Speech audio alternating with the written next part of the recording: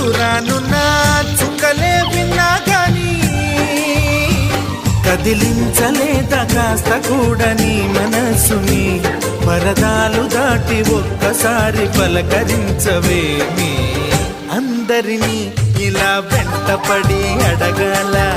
సరదాగా నువ్వే ఎదురైతే సరిపోదా నిద్రపోతున్న రాత్రి నడిగా గుటికి చేరిన గువ్వల నడిగా